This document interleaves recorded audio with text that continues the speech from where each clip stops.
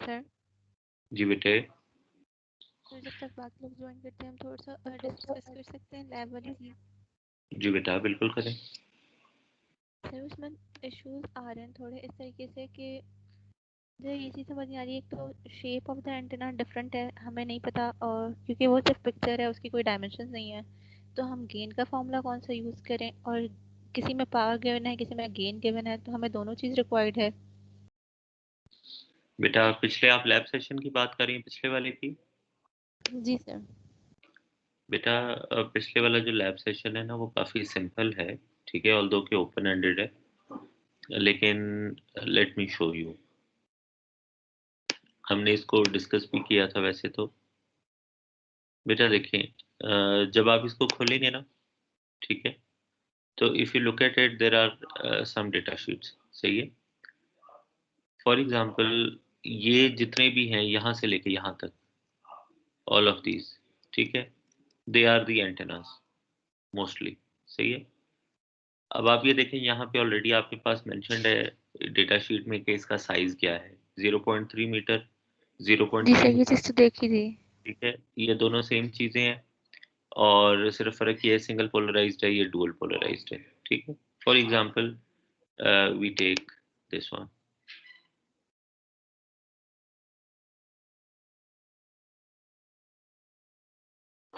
अब if you look at it, इन्होंने यहाँ पे बताया है कि जी ये प्रोडक्ट टाइप एक एंटेना है, ठीक है, सिंगल पोलराइज्ड है, क्लास 3 है। मेनली जो इस डेटा शीट में से आपको जो इन्फॉर्मेशन चाहिए mainly, that is this value gain, ठीक है।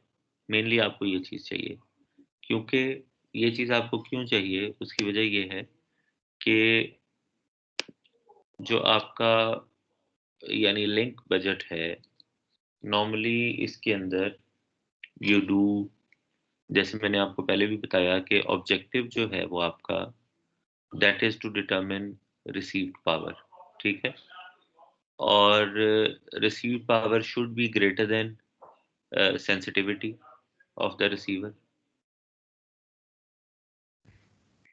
सर सेंसिटिविटी वाली चीज़ आपने सिर्फ उसके लिए बताई थी, आरटीएन जो सिस्टम है, जी जी। जी बाकी मैं जो बताता डिफरेंट एंटेनास से। हूँ, जी जी जी मैं बताता हूँ बेटा।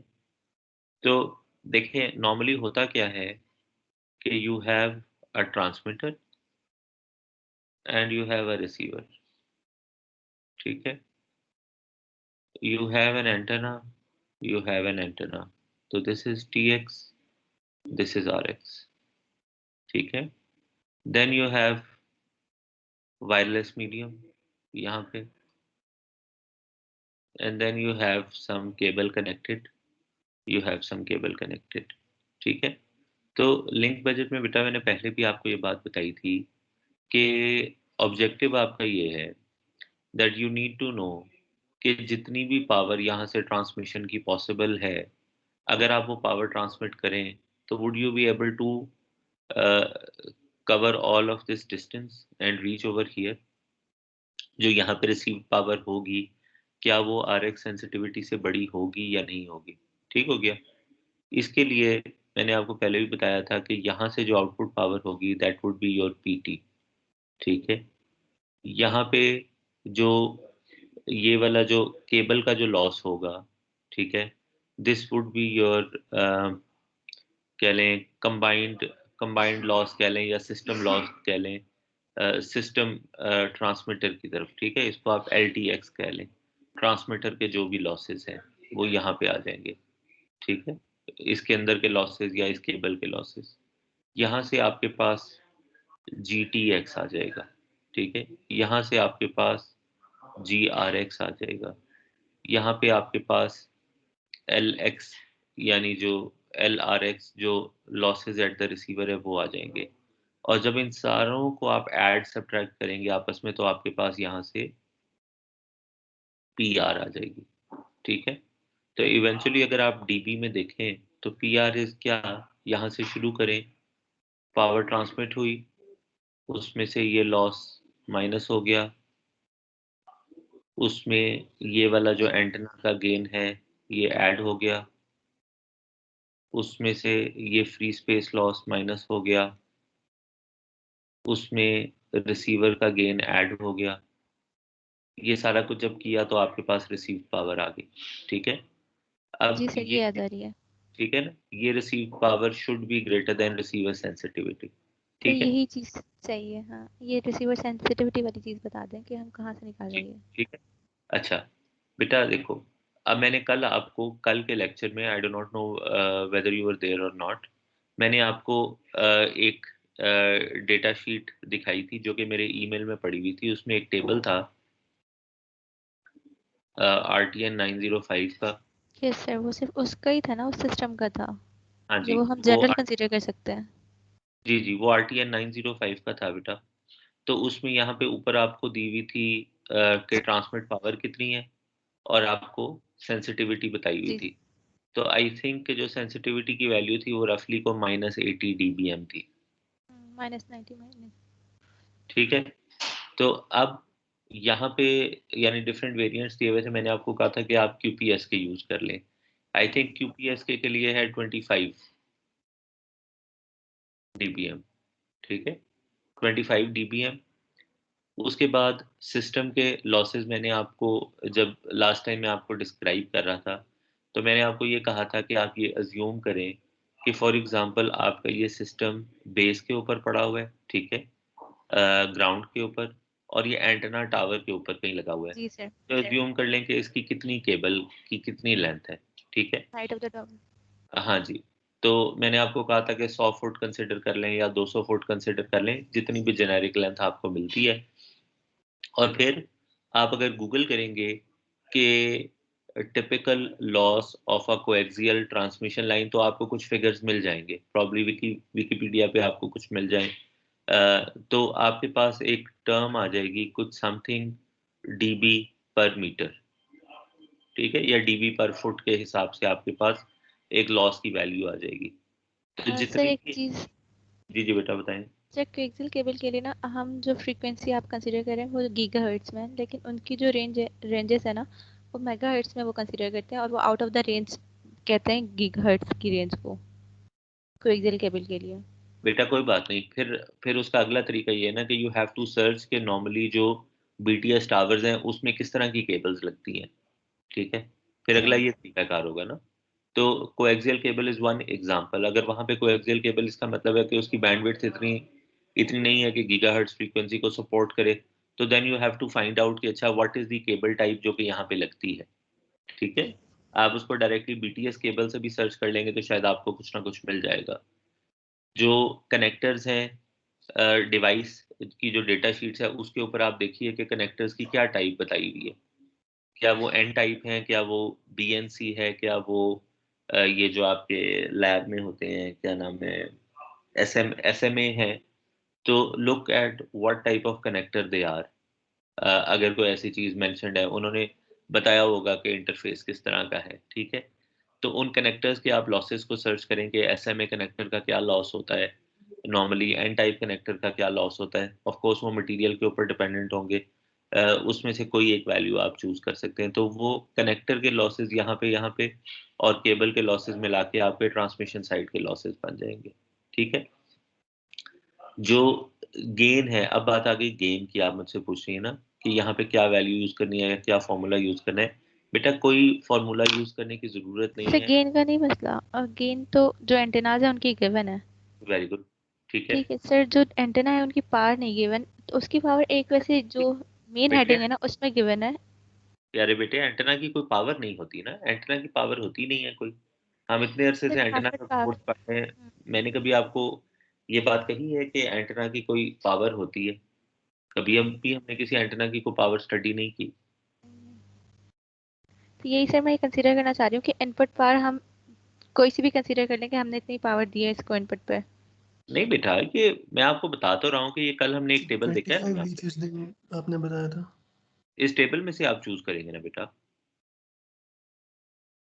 देखो यहाँ पे अब आपने रेडियो लगाया हुआ है ना। वो रेडियो यानी एंटेनास के अलावा और अगर आप डेटा शीट्स को देखो, एंटेना के अलावा अगर और डेटा शीट्स को देखो, तो इधर इट इज दिस वन और दिस वन। ठीक है, इन तीनों को आप खोल के देखो कि ये क्या चीज है। ठीक है, इसको सिस्टम पढ़ो, है। ठीक है, ये सिस्टम है ना, ठीक है, ये देखो ये माइक्रोवेव ट्रांसमिशन सिस्टम है, ठीक है, और वो आपको कह रहा है कि जी इसके अंदर 2 रेडियो लिंक्स हैं, 1 लिंक है या 2 रेडियो लिंक है, ठीक हो गया। तो इसका मतलब है कि ये, और उसने आपको शो भी किया हुआ है कि ये है और इसके साथ एक एंटेना अगर आप लगा दें तो ये कंप्लीट सिस्टम बन जाता है।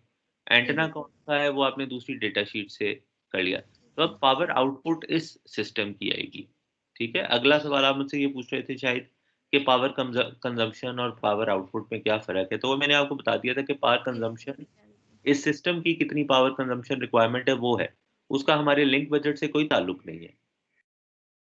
हमें तो ये देखना है ना कि ये सिस्टम ट्रांसमिशन के लिए कितनी पावर आउटपुट कर सकता है मैक्सिमम, ठीक है, वो हमारी जो है वो पावर है जिसको हम कंसिडर करेंगे, वो हमारी पीटी हो जाएगी।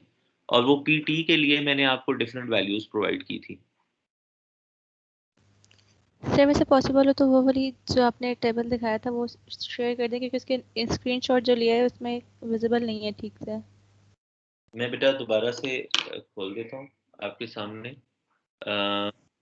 आप दोबारा से एक दफ़ा उसका स्क्रीनशॉट बेशक ले लीजिए, यानी अपने, अगर आप लैपटॉप यूज़ कर रहे हैं तो प्रिंट स्क्रीन कर लें। एक्चुअली वो मेरे ना ईमेल में पड़ा हुआ है, अगर कोई डाउनलोडेबल इमेज होता तो मैं टीम्स पे अपलोड कर देता।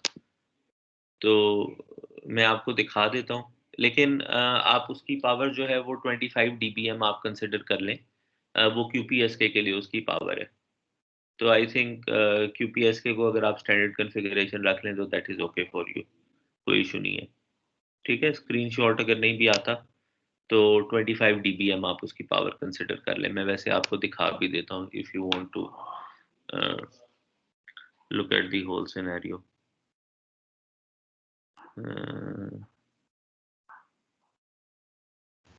सर आप अपनी तरफ से स्क्रीनशॉट लेके सेंड कर सकते हैं, क्योंकि सर हम जो स्क्रीनशॉट लेते हैं वो ब्लर आता है बहुत ज़्यादा। अच्छे बेटे वेट करें, ठीक है, मैंने ले लिया है स्क्रीनशॉट और ये हमारे व्हाट्सएप ग्रुप में शेयर कर दूं EE16 के, आप वहाँ से ले लेंगे कि टीम्स पे अपलोड कर दूं? सर कहीं पे भी कर दें।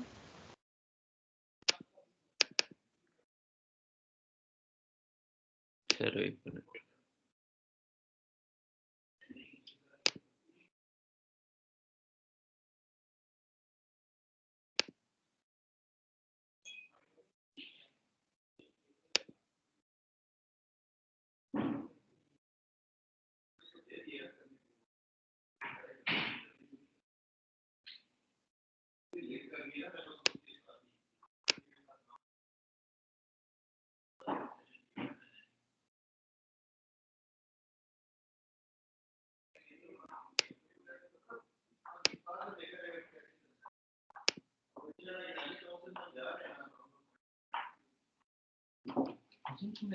भेज दो इसका, फिर डाल दो एक आध छोटा मोटा लिंक।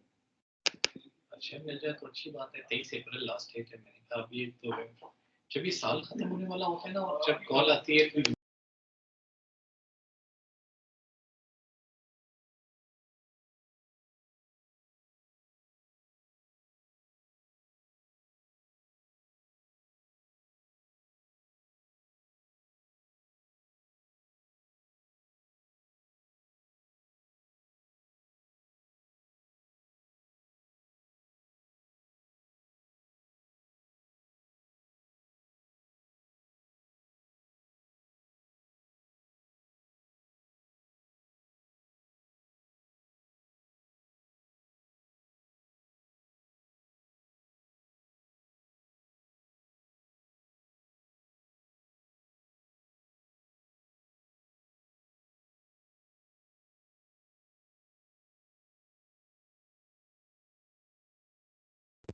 जी बेटा ये मैंने डाल दिया है, ठीक है, वहाँ पे .png फाइल है स्क्रीनशॉट की, उसमें आपके सामने यानी डेटा भी, सेंसिटिविटी भी, और एग्जैक्टली ये इंफॉर्मेशन जो यहाँ पे आपको नज़र आ रही होगी। तो एग्जैक्टली ये इंफॉर्मेशन, ये सेंसिटिविटी है ऊपर और ये नीचे TX पावर है, ठीक है। तो if you want for the moment आप इसको, ये जो पहला कॉलम है इसको आप इस्तेमाल कर सकते हैं, ठीक है। सर जी सर एक डेटा शीट थी XMCODU, सर उसके बारे में, उसको हमने यूज़ करना है? बेटा, मेरा ख्याल है कि ये इसको यूज़ करने की ज़रूरत नहीं पड़ेगी। वैसे मेरा ख्याल है ये भी एक एंटेना यूनिट ही है, और इन्होंने डिफरेंट फ्रीक्वेंसी बैंड्स बताए हुए हैं, ये उसकी बैंडविड्थ है, जो मॉड्यूलेशन टाइप है वो इन्होंने बताई हुई है। अब ये यहाँ पे अगर आप देखो ना, तो इसके यहाँ पे ईथरनेट पोर्ट्स लगी हुई हैं, तो या तो अगेन ये कोई कंबाइंड स्विच प्लस एंटेना है।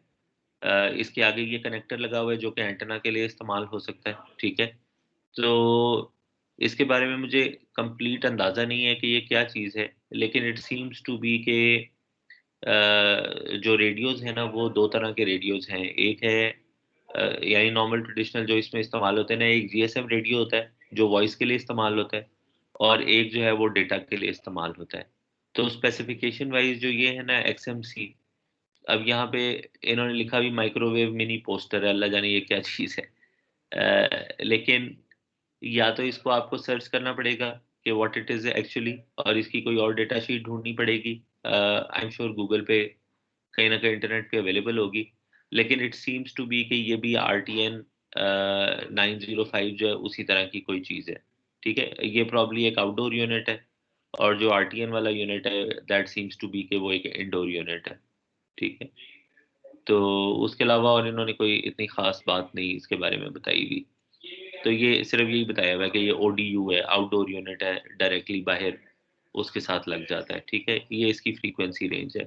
तो अब क्योंकि अगर हम इसको इस्तेमाल कर भी लें या कंसिडर भी कर लें, तो हमारे पास इसकी ट्रांसमिट पावर वगैरह ये सारी चीज़ें अवेलेबल नहीं है। तो इसको बेशक आप इग्नोर कर दें फॉर द मोमेंट, लेकिन अगर आप इसको गूगल करते हैं XMC हुआवे, ठीक है, ये बेटा 5D ODU, अगर आप इसको या इसको खोल लें किसी को भी, तो इसमें उसका मैनुअल गिवन है सारे का सारा,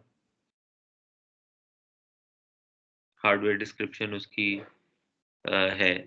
तो ओपन एंडेड लैब का थोड़ा यही मतलब होता है कि you have to figure out by constantly looking at the internet के क्या कोई चीज़ अवेलेबल है या नहीं। अभी प्रॉब्ली यानी इनका अपना है, तो इस वजह से आस्किंग फॉर अ लॉगिन। तो अगर फ्री रजिस्ट्रेशन अवेलेबल होगी तो आप इसको कर सकते हैं, मतलब इस इंफॉर्मेशन को ले सकते हैं इफ़ यू वांट टू। तो इस तरह से है बेटा, ठीक है। ठीक है गॉट सर। इट? ठीक है, तो जी सर। आपको सारा सिनेरियो समझ लग गया है? सर थोड़ा थोड़ा समझ लग गया है। अभी भी थोड़ा थोड़ा समझ लगा? खुदा का खौफ करो। सर जब अटेम्प्ट करेंगे तब देखेंगे सर, सवाल तो आते हैं क्योंकि सर ये नई चीज़ है, हम लोगों ने पहले इस तरह से लिंक डिज़ाइन किया नहीं है। जी जी, चले कोई बात नहीं बेटा, अच्छी बात है। ओके बेटा, हम लोग प्लेनर एंटेनास पढ़ रहे थे, ठीक है, और हमने स्लॉट को पढ़ लिया था, और हम माइक्रोस्ट्रिप एंटेना को पढ़ रहे थे, ठीक है। और आई थिंक कि हम यहाँ तक पहुँच गए थे, फीडिंग फीडिंग टेक्निक्स तक पहुँच गए थे, ठीक है। तो इसमें बेटा, if you remember, I told you कि there are multiple feeding techniques जिससे आप किसी भी माइक्रोस्ट्रिप या पैच एंटेना को फीड कर सकते हैं। तो over here you have a patch जिसको आपने डायरेक्ट एक फीड दी हुई है, लेकिन इसमें एक इम्पॉर्टेंट पॉइंट टू कंसिडर जो है आपका, वो ये है,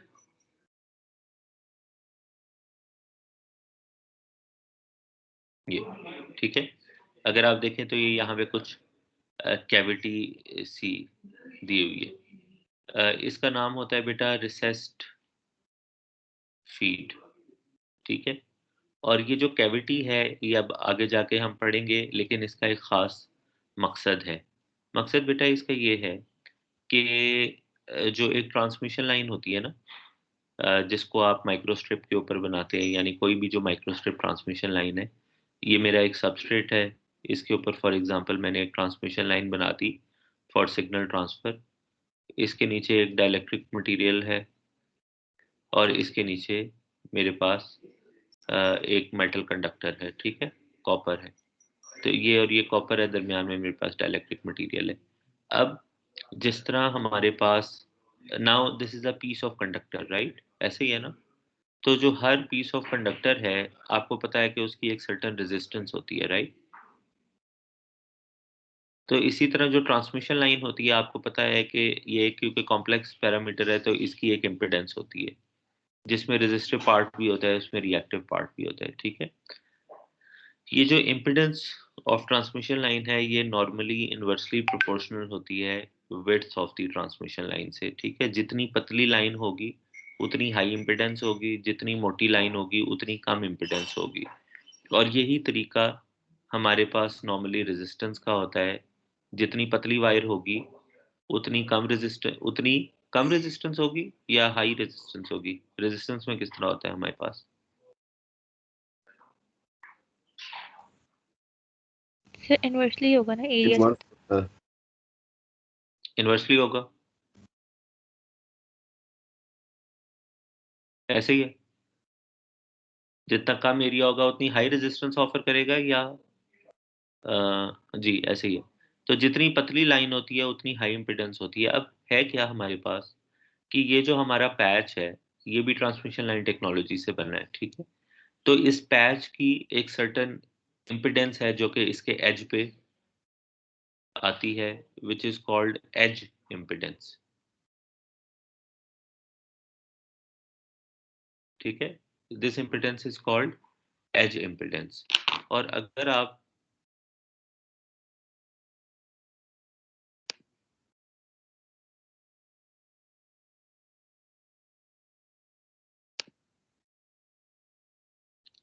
देखें तो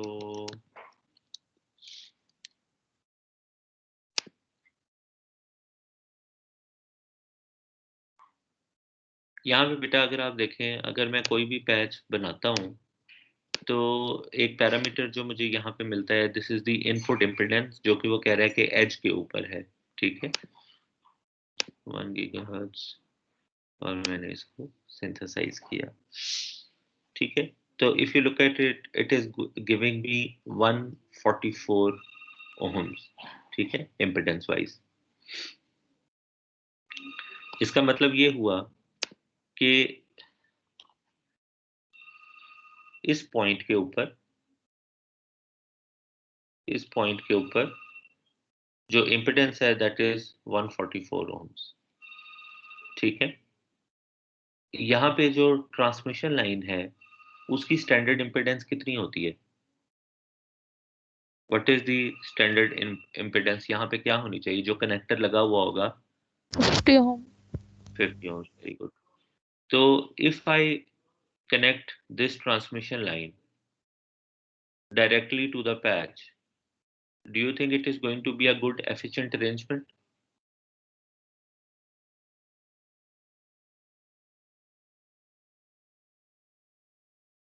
क्या ख्याल है आपका इस बारे में?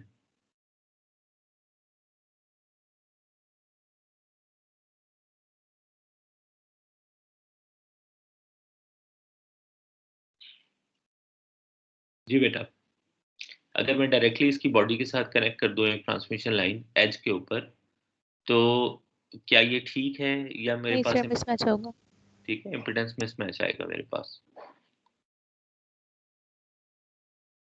तो अब हम क्या करते हैं, नॉर्मली पैच में इस तरह से होता है कि अगर आप इम्पिडेंस वाइज देखें तो एजेस पे इम्पिडेंस हाई होती है, और आहिस्ता आहिस्ता as you move in the centre, यहाँ पे सेंटर के ऊपर इसकी इम्पिडेंस जो है वो जीरो हो जाती है। यहाँ पे 0 ओम्स है, ठीक। तो जो 50 ओम्स है that is going to lie somewhere on this region, ठीक है, समवेयर अलोंग दिस रीजन। कहीं पे भी आप देख लें तो you'll be able to find a 50 ohms point. तो अब क्या है, in order to find that 50 ohms point, हमने क्या किया है कि पैच की बॉडी को हमने थोड़ा सा कट कर लिया, ठीक है, और ट्रांसमिशन लाइन को डायरेक्टली ऐसे पॉइंट के ऊपर हमने फीड किया है जो कि 50 ohms का पॉइंट है, ठीक है। तो इसकी वजह से यानी हमें थोड़ी रिसेशन करनी पड़ी है पैच की, उसको हमने थोड़ा रिसेस किया, थोड़ा हमने उसको कट किया, थोड़ा छोटा किया यहाँ से, और अपनी ट्रांसमिशन लाइन को एक्सटेंड किया है, लेकिन यह काम हमने इस वजह से किया है so that we can avoid this mismatch. ठीक है, तो this is called recessed feed, this is one of the methods. अब इसमें आसान बात यह है कि इसकी फैब्रिकेशन काफ़ी आसान है।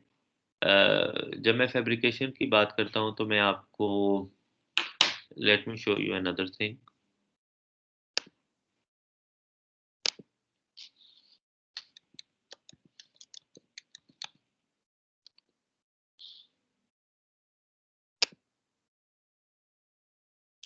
बेटा इस तरह की फाइल्स आपने अपने फाइनल ईयर प्रोजेक्ट्स में देखी हैं?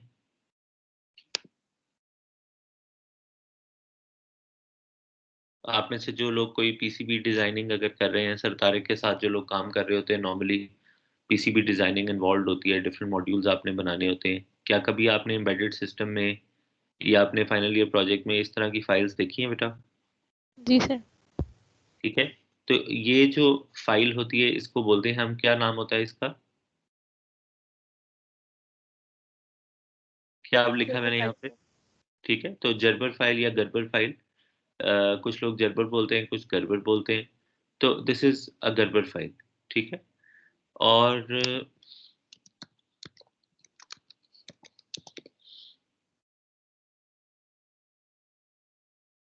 and now if you look at the Gerber files of a patch antenna, maybe this is one of the things. Now if you look at it, ये सारे का सारा जो प्रिंट या लेआउट है ये आपको एक ही फाइल के ऊपर मिल गया।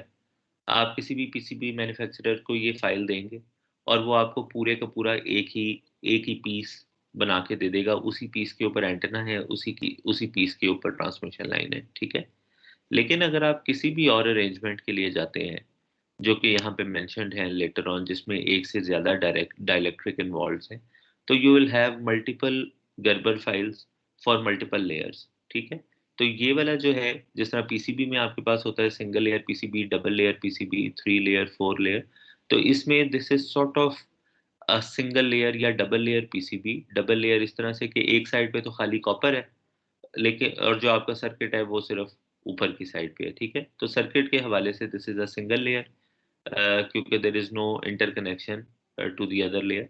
तो this is a single layer PCB which is easiest to fabricate. ठीक है, लेकिन इसमें करना ये है कि आपको इसको थोड़ा रिसेस करना है। जब आप इसको रिसेस करेंगे तो हो सकता है कि जो पैच के ऊपर करंट डिस्ट्रीब्यूशन है वो थोड़ी चेंज हो जाए। हो सकता है कि आपका जो पैटर्न है उसमें थोड़ी बहुत डिफॉर्मेशन आ जाए।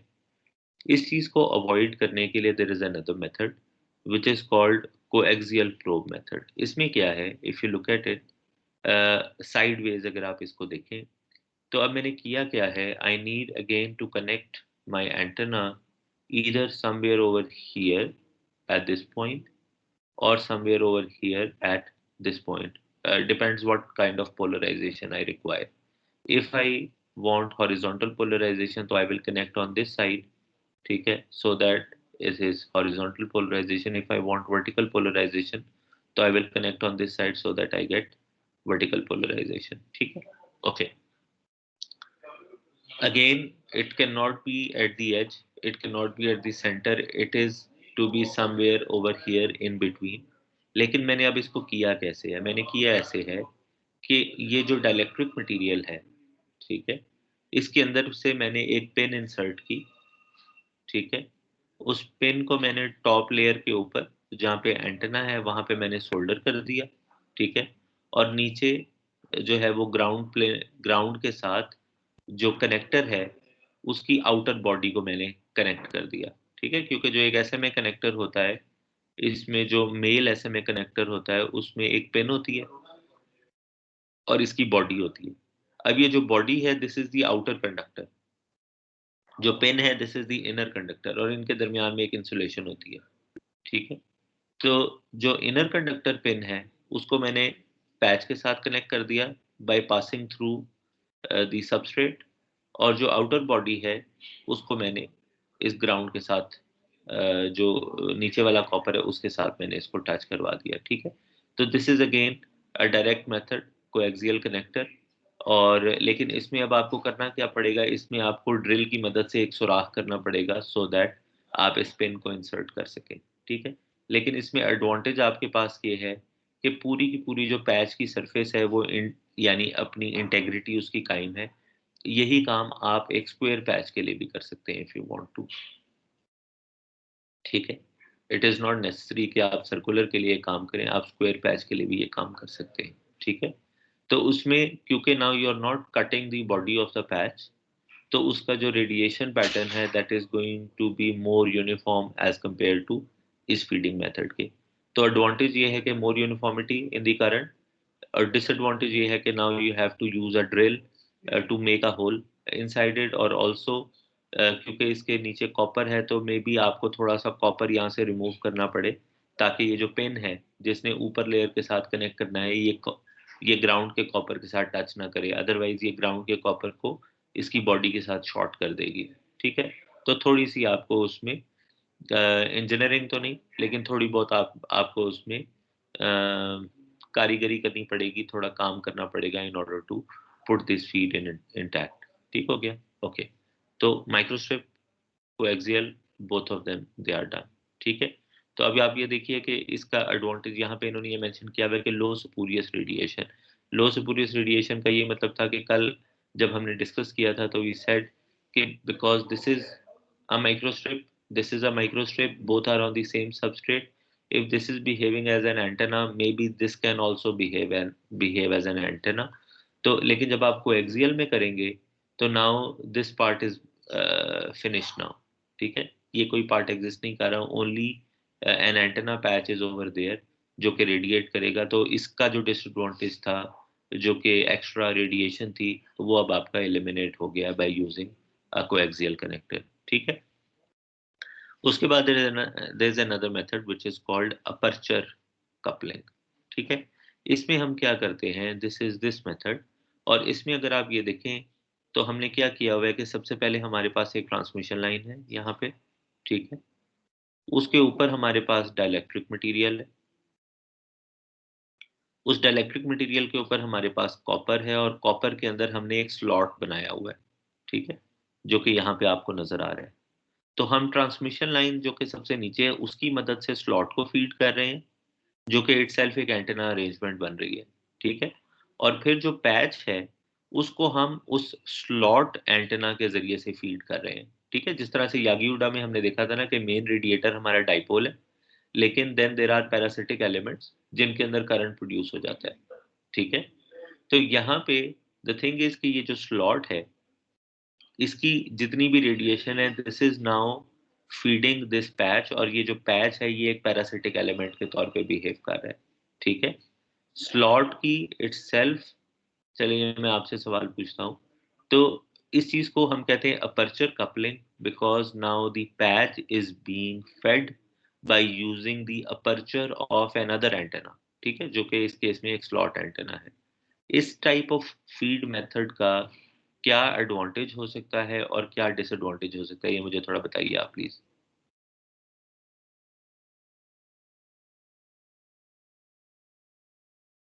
व्हाट डू यू थिंक, इसका एडवांटेज क्या होगा और इसका डिसएडवांटेज क्या होगा। अभी जो कुछ आपने पढ़ा सुना है उसकी अंडरस्टैंडिंग में बताइए प्लीज।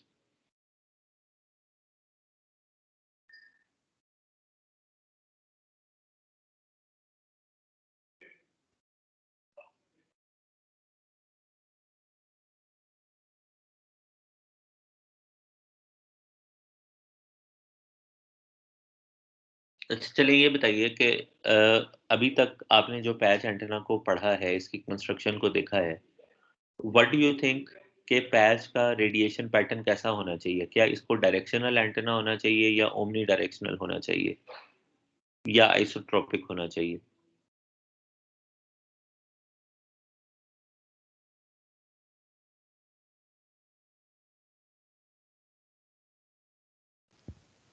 डायरेक्शनल होना चाहिए somehow.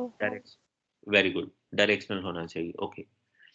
अब आप इस कंस्ट्रक्शन को देखिए, डायरेक्शनल मैं अज्यूम कर रहा हूँ कि आपने इस वजह से कहा है क्योंकि इसके नीचे ग्राउंड प्लेन है, तो जहाँ कहीं पे भी हमारे पास ग्राउंड प्लेन होता है, जिस तरह हमने मोनोपोल देखा है, तो ग्राउंड से नीचे कोई रेडिएशन नहीं होती, तो ऑल द रेडिएशन को is going to be directed towards this side. ठीक है, जी सर। सही हो गया। इस कंस्ट्रक्शन को देखिए, इस कंस्ट्रक्शन की निस्बत एडवांटेज कुछ बता सकते हैं कि क्या होगा? इस कंस्ट्रक्शन के डिसएडवांटेज मैंने आपको बता दिया ना फीडिंग के हवाले से कि क्या है, कि जी स्पूरियस रेडिएशन हो सकती है। इस कंस्ट्रक्शन में डू यू थिंक कि स्पूरियस रेडिएशन होगी या नहीं होगी?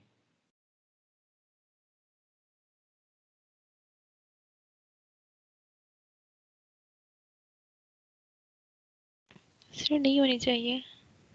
अच्छा, मुझे बताइए इस कंस्ट्रक्शन में कितने रेडिएटिंग एलिमेंट्स हैं, कितने पॉसिबल रेडिएटिंग एलिमेंट्स हैं, ये बताइए। स्लॉट और पैच। ट्रांसमिशन लाइन क्यों नहीं है? व्हाई यू आर सेइंग कि यानी खाली स्लॉट और पैच क्यों? ट्रांसमिशन लाइन क्यों? सर हम क्योंकि फीड तो स्लॉट को कर रहे हैं ना, तो स्लॉट में ये वाले मसले तो नहीं थे कि हम उसे जो फीड लाइन है वो भी अदर एंटेना वेव करे। क्या हो सकता है वहां पे भी ये मसला एग्जिस्ट करता हो, हमने डिस्कस नहीं किया, वो एक अलग बात है। लेकिन यहाँ पे आप देखें ना, construction wise you have a transmission line, you have a dielectric, यानी you have a copper strip, you have a dielectric, you have a ground. ठीक है, अगर ऊपर देखें तो भी ऐसा ही है, you have a copper strip, you have a dielectric, you have a ground. Construction wise तो आप यानी टॉप डाउन आ जाए या बॉटम अप आ जाए, बोथ साइड में कंस्ट्रक्शन तो सेम है। तो व्हाई डू यू थिंक कि ट्रांसमिशन लाइन रेडिएट नहीं करेगी या नहीं कर सकती?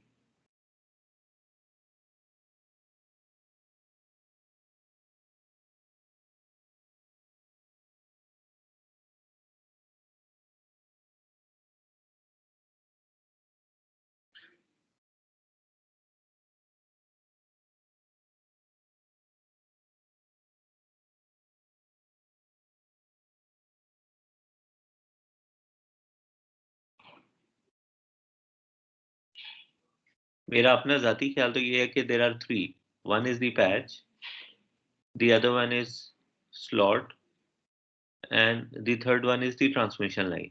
ठीक है, यानी there are three possible radiation elements.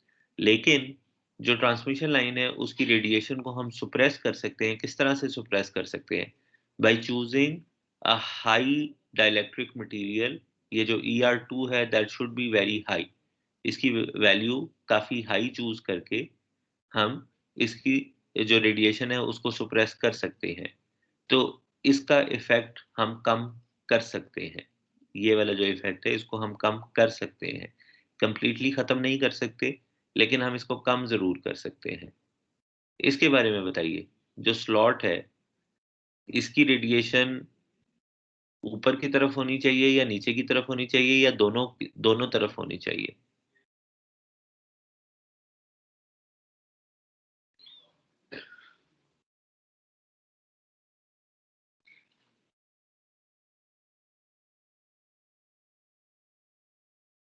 क्यों बेटा?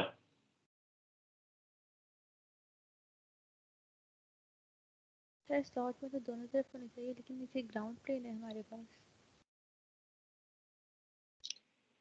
ग्राउंड प्लेन तो दरमियान में है बेटा, नीचे तो नहीं है। स्लॉट तो खुद ग्राउंड प्लेन के अंदर है।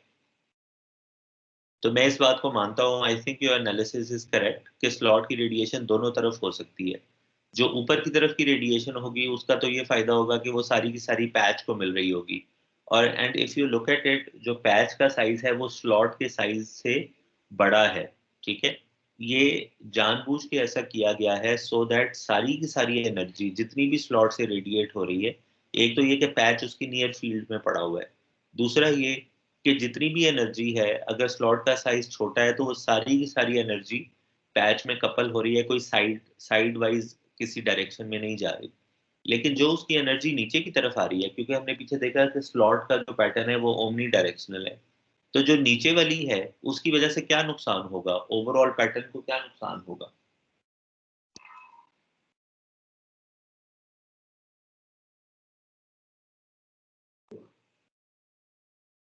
है बेटा?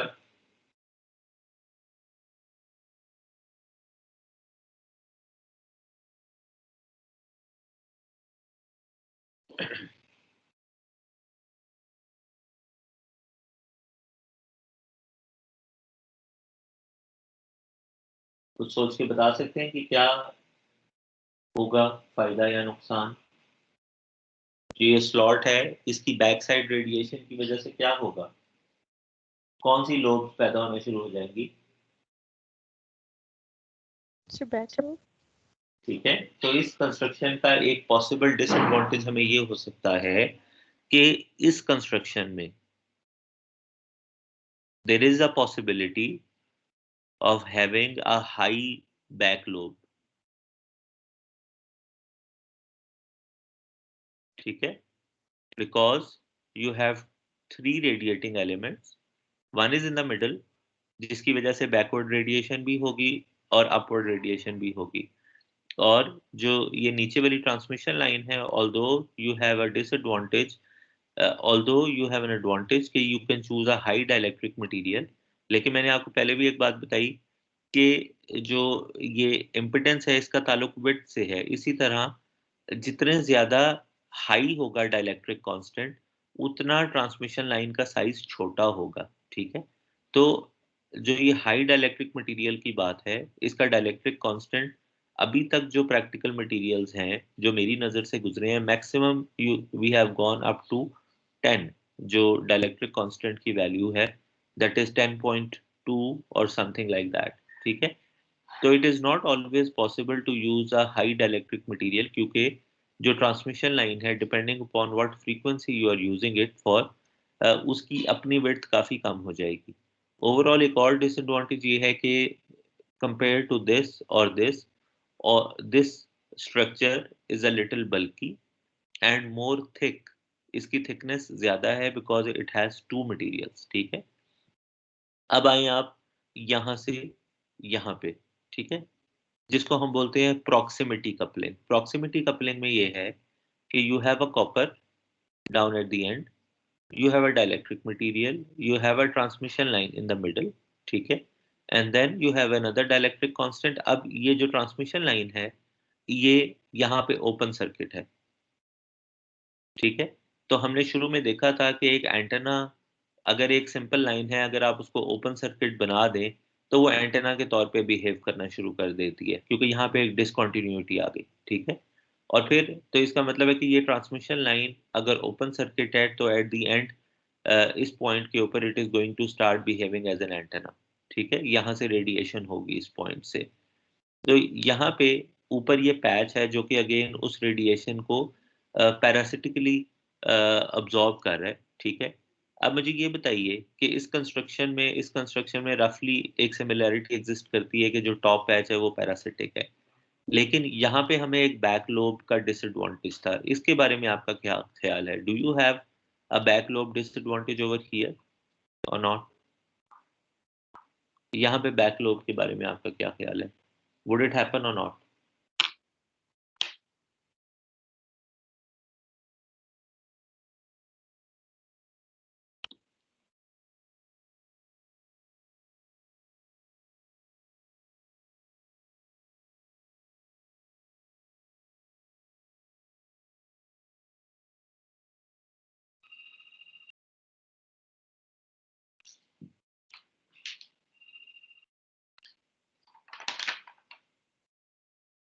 जी बेटा, क्या ख्याल है?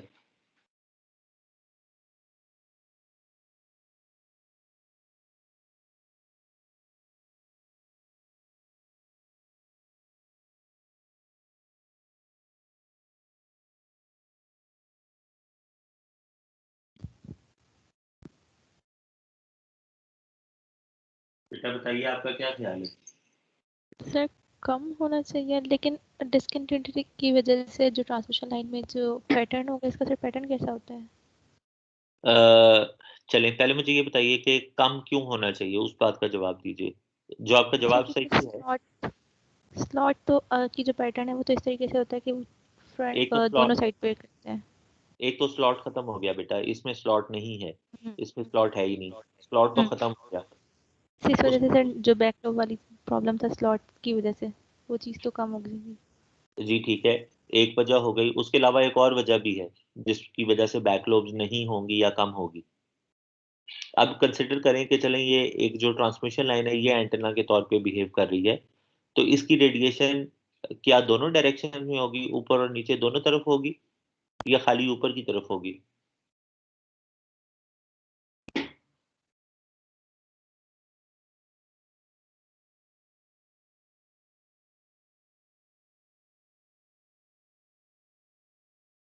सर ये नहीं पता। क्यों बेटा, उसकी बैक साइड के ऊपर क्या है?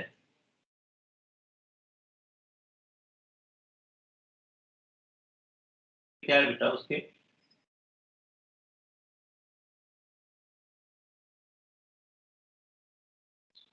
आगे देखिए, इस ट्रांसमिशन लाइन की बैक साइड के ऊपर क्या है?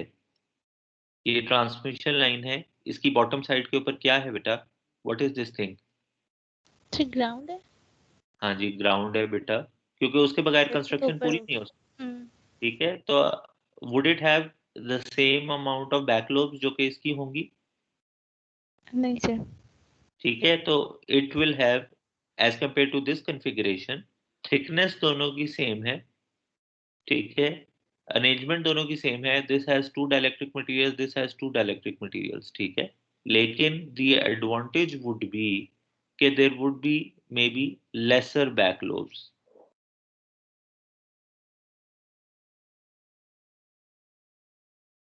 Laser backlobes. ठीक है, इस वाले केस में इसकी निस्बत, मैं इस केस की बात कर रहा हूँ, लेसर बैकलोब्स। डिसएडवांटेज क्या हो सकता है? Can you think of any disadvantage? सोचिए, पैच को देखते हुए, पैच के डिजाइन को देखते हुए सोचिए, और मे बी इसको देखते हुए सोचिए। डू यू थिंक कि इस अरेंजमेंट का जो मैंने अभी आपके सामने रखी है लास्ट वाली, इसका पैच के डिजाइन में कोई डिसएडवांटेज हो सकता है या नहीं, या कोई कॉम्प्लेक्सिटी हो सकती है कि नहीं हो सकती?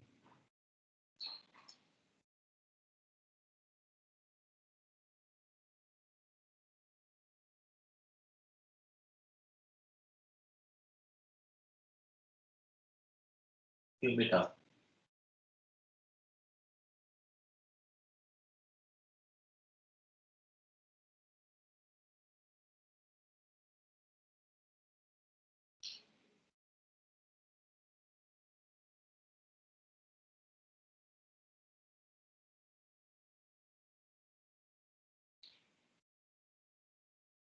ये मैं सिर्फ आपको तंग करने के लिए ऐसी बातें पूछ रहा हूँ, आपके नॉलेज को एनहेंस करने के लिए, थोड़ा सा आप ताकि सोचें।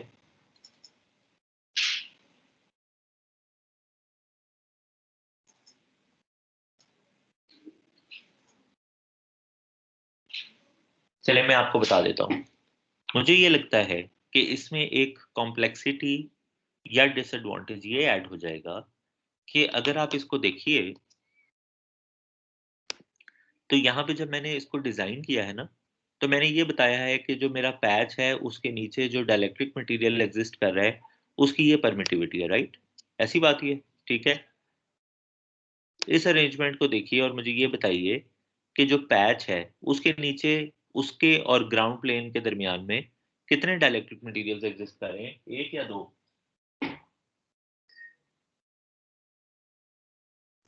दो में से। दो है, वेरी गुड। और जो पैच है उसके लिए क्या, मुझे क्या डाइलेक्ट्रिक कांस्टेंट यूज करना चाहिए? और जो नीचे वाला है, अब ऊपर वाला पैच के लिए है, ठीक है, जो विच इज ER1, और ये नीचे वाला ट्रांसमिशन लाइन के लिए है, तो क्या ER1 और ER2 की वैल्यू सेम होगी?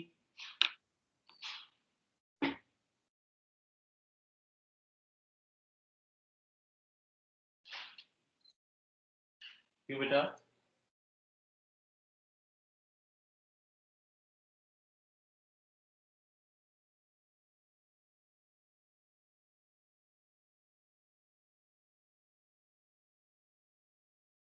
व्हाट डू यू थिंक बेटा?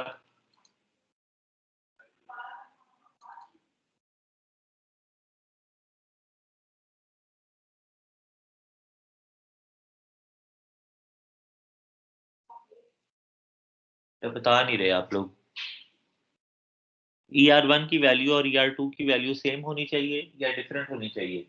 अभी हमने क्या रूल पढ़ा था पीछे, इसमें क्या रूल लिखा हुआ है बताएं?